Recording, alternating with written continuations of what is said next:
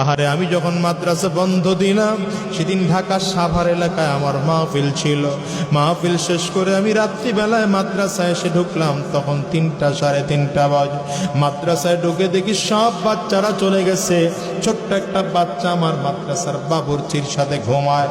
বাবুর্চিরে ডাক দিয়ে উঠাইলাম, কিরে বেটা এই বাচ্চাটা বাড়িতে যায় নাই কেন? বাবুর্চি আবার দিকে তাকায় কান্না করে আর বলে, হুজুর আমি জানি না, আপনি ওরে ঘুম থেকে উঠে জিজ্ঞাসা কর। আমি বাচ্চাটারে ঘুম থেকে উঠে গেলাম, কিরে বাবা বল কেন তুই বাড়িতে যাস না? বাচ্চাটা আমার দিকে তাকায় ফেল ফেল করে কাঁদে আর বলে, হুজুর আমি কই যাব হুজুর, আমার তো বাবা না,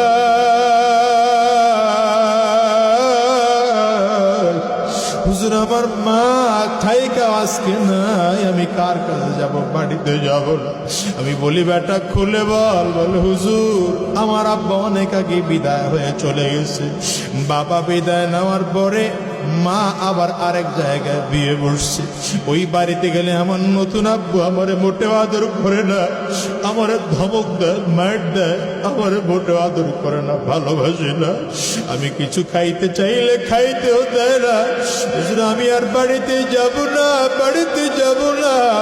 বাচ্চাটা পকেট থেকে 20 টাকার একটা নোট বের করে দেখায়, হুজুর এই 20টা টাকার নোট আমার কাছে আছে, যেই কয়দিন মাদ্রাসা বন্ধ আমি খানা কিনে কিনে খাবো। আমার বড় মায়া লাগলো, বাচ্চাটারে উঠাইয়া কোলের মধ্যে নিলাম, বললাম বাবারে কে বলছে তোর বাবা নাই? এটা আমার দিকে তাকাইয়া দেখ, আমি তোর বাবা। ছোট আমার দিকে তাকায় কান্না করে আর বলে, হুজুর